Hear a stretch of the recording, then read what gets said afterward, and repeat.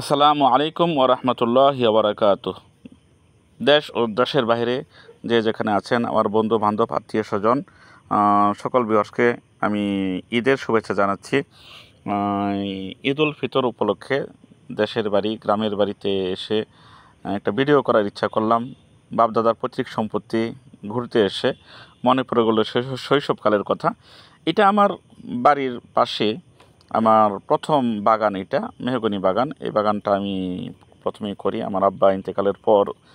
ভাইরা যখন যার যার জায়গা বন্টন করে ফেলি, উঁচু জায়গাগুলিতে আমি বাগান করে ফেলেছিলাম তখন। এটা আমার মেহগনি বাগান। এখানে বেশ কিছু গাছ আমার আছে। এটা আমার প্রথম বাগান আর কি। মনে চাইলো সেই শৈশবকালের কথাগুলি ধরে রাখার জন্য ভিডিও করা হলো উদ্দেশ্য। সামনে একটা তেঁতুল গাছ, উপরে দেখছি তেঁতুল গাছ আছে। মেহগনি গাছগুলি বেশ অনেক বড়, গত বছর বেশ কিছু বিক্রি করেছি। আর এটা হলো আমার 2 নাম্বার বাগান। একটা ছোট্ট ডেরা ঘর দেখছি এখানে। অতীতে অবশ্য বড় ঘর ছিল আব্বা থাকতে। এটা আমার বড় ভাই স্মৃতি ধরে রাখার জন্য বৃষ্টি বাদলের সময় আশ্রয় নেওয়ার জন্য এই ঘরটা করেছে। আসলে একটা জিনিস, এই এটাকে আয়রাদিবন্দা বলা হয়। 6 মাইল এরিয়ার ভিতরে কোনো বাড়িঘর নাই, আমরা ছোটোবেলা দেখেছি। এখন কিছু কিছু বাড়িঘর সাইডে হচ্ছে। 6 মাইল এরিয়ার ভিতরে কোনো বাড়িঘর নাই, বিশাল বন্ধ এটা। আমার বাড়ি থেকে 1 মাইল দূরে এখানে আমাদের জায়গা জমি। ছোটোবেলায় দেখতাম আব্বা এখানে রাত্রেবেলায় থাকতো, গরু ভেড়া বকরি গলির মধ্যে রাইখা অনেক সময় বাড়িতে চলে যেত। বা সকালবেলায় আমরা নাস্তা খাবার দাবার নিয়ে আসতাম, চাউল নিয়ে আসতাম, দুপুরে এখানে আমরা রাঁধতাম। এগুলি ছিল ছোটোকালের ঘটনা। তরি তরকারি, লাকড়ি, তারপরে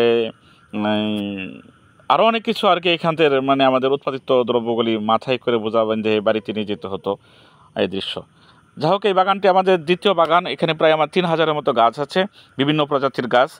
মেহগনি, আকাশি, রাজকরই, আম, তারপরে জাম, আরও অন্যান্য বেশ প্রজাতির অনেকগুলি গাছ আছে এই বাগানটার মধ্যে। গত বছর এই বাগান থেকেও আমি প্রায় বেশ অনেক টাকার গাছ বিক্রি করে ফেলেছি, যার কারণে ফাঁকে ফাঁকে বড় গাছগুলো এখন আমরা দেখাতে পারছি না। তারপরেও এ তারিখে বেশ মোটামুটি বেশ অনেকটি গাছ হয়েছে আল্লাহর রহমতে। আমরা বাগান দেখতে দেখতে এই পূর্ব প্রান্তে চলে আসছি, পশ্চিম থেকে পূর্ব প্রান্তে এই বাগানটা। এই যেখানে একটা তাল গাছ রয়েছে, তাল গাছটা মনে হয় অনেক বয়স হয়েছে, এটা কাটতে হবে আমার। বেশ কিছু রাজকরই আমি ব্রাক নার্সারি থেকে আয়না লাগাইছিলাম। রাজকরই গাছগুলি বেশ বড় বড় হয়। গত বছর অনেকগুলি বড় গাছ বিক্রি করেছি। এখানেও কয়েকটা বড় গাছ আমার আছে। দেখি সামনে হয়তো আরও কিছু গাছ বিক্রি করতে হবে, গাছ অনেক ঘন হয়ে গেছে আর কি। হ্যাঁ, এই পাশে বিল নামা এলাকা। এখানে বর্ষাকালে পানি হয়, নৌকা দিয়ে অনেকে আসে। এখানেই আমরা ছোটোবেলা দেখেছি, শৈশবকালে দেখেছি ঝালুরা বিশাল বড় বড় জাল দিয়ে তারা খেও দিয়ে মাছ ধরতো। এরকম তখন টিনে মাছ ধরতো, 8 টিন 10 টিন 15 টিন মাছ। ওই 1 টিন মাছ ওই হাসুর ভাই করে দিয়ে ফেলা, আব্বাকে ওই হাসুর বাপু এবার ডাকতো, এই নামে আব্বা পরিচিত ছিল আর কি এলাকায় সকলের কাছে। দেখা যাচ্ছে মাছ আমাদেরকে দিয়ে যেত। এছাড়াও এখানে প্রচুর পরিমাণ মাছ আমরা ধরতাম বড়শি দিয়ে, ওই বড় বড়শি দিয়ে বোয়াল, শৈল মাছ, তারপরে আর বিভিন্ন প্রজাতির মাছ আমরা ছোটোবেলায় এখান থেকে ধরেছি। আগেকার মতো এখন আর মাছ পাওয়া যায় না। অনেক মানুষ আমাদের কান্দায় চলে আসতো, রাত্রে থাকতো, তারা বড়শি দিয়ে মাছ ধরে নিয়ে যেত। আমি তো এরকম কয়েকবার নিজের বোয়াল মাছ ধরেছি খালের মধ্যে বড়শি দিয়ে। সেই শৈশবকালের মাছের কথা মনে পড়ে। একবার ডোলা খালই সব ভরে গেল, মাছ কোথায় রাখবো, গামছা পিন্দা লঙ্গিরে বস্তা বানাইয়া লঙ্গির এক মুখ বাইন্দা আরেক মুখের মধ্যে মাছ বইরাও, এই লঙ্গি বইরা মাছ লয়ে বাড়িতে গেছি মনে আছে। এই ঝিঙ্গা ভাগনের খাঁচি বইরে ফেলাইছি মাছ দিয়া, ওই যে দোয়ার খেত আটকায়া ডাংরি আটকায়া দোয়ার দিয়ে মাছ ধরেছে। এই কথাগুলো এখনও মনে পড়ে এখানে আসলেই। সম্মানিত ভিউয়ার্স, বলছি এটা বৃষ্টির সিজনে একটি সুন্দর দৃশ্য আকার ধারণ করে। আমরা ছোটোবেলায় দেখেছি নৌকা যুগে অনেক মানুষ এখানে ভ্রমণ করতে আসতো, এখন আসে। এটা হলো আমার 3 নাম্বার বাগান। এই বাগানটা হলো করই বাগান। এটা আমাদের কান্দার একেবারে শেষ মাথায়, দক্ষিণের মাথায়। ওই পাশে খালপার, আর ওই দেখতে পাচ্ছি বিশাল বড় বিল, নিচু এলাকা, ওইখানে হিঙ্গাদলি বিল বলে। এরপরেই আমরা দেখতে পাচ্ছি সামনে যেটা এই আপনার আর্মিরা ক্যান্টনমেন্ট হিসাবে তারা একর করে নিয়ে গেছে। যদি আমাদের এলাকাটা ক্যান্টনমেন্টের বাইরে পড়েছে। শুনেছি যে আমাদের এলাকাটাও একেবারে চলে যাবে এক সময়। যা হোক, আমরা চাই বাপদাদার পৈতৃক সম্পত্তি এখানে আসলে প্রাণটা জোড়ায় যায়। আমি আপনাদের সামনে স্মৃতিটা যাতে ধরে রাখতে পারি, এই জন্যই ভিডিওটা করার উদ্দেশ্য।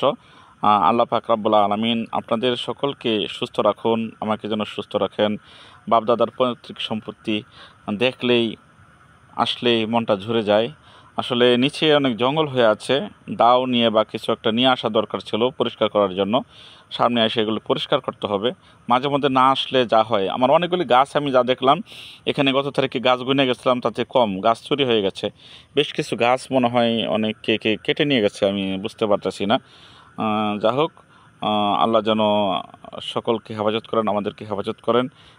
সম্মানিত ভিউয়ার্স, আপনাদের সকলকে জানাতে চাচ্ছি যে এখানে আমাদের বাপদাদারা বসবাস করতেন, তাদের স্মৃতিগুলি এখনও এখানে আসলেই মনে পড়ে যায়। আব্বা, চাচা, তাদেরকে ছোটোবেলা থেকে দেখেছি কান্দায় থাকতেন, গরু ছাগল ভেড়া বকরি পালতেন এখানে, তরি তরকারি নিয়ে সন্ধ্যাবেলা সারাদিন থেকে সন্ধ্যাবেলা বাড়িতে যাইতেন। সেই কথাগুলোকে স্মরণ করেই আমার আজকের এই ভিডিওটা করা। বিশাল এলাকা, আগেও বলেছি যে আমাদের বাড়ি থেকে 1 মাইল দূরে আমাদের এই জায়গাগুলি অবস্থিত। 6 মাইল এরিয়ার ভিতরে কোনো বাড়িঘর নেই। এখন কিছু বাড়িঘর এদিক সেদিক হচ্ছে, তাও মধ্যস্থলে নাই। বৃষ্টির সিজন আসলে এই জায়গাগুলি, উঁচু জায়গাগুলি খালি থাকে, নিচু জায়গাগুলি পানিতে ভরপুর হয়ে যায়। যা হোক, এখানে আসলে আপনারা অনেক আনন্দ পাবেন। আর এখানেই শেষ করছি। আসসালামু আলাইকুম ওয়া রাহমাতুল্লাহি ওয়া বারাকাতুহু।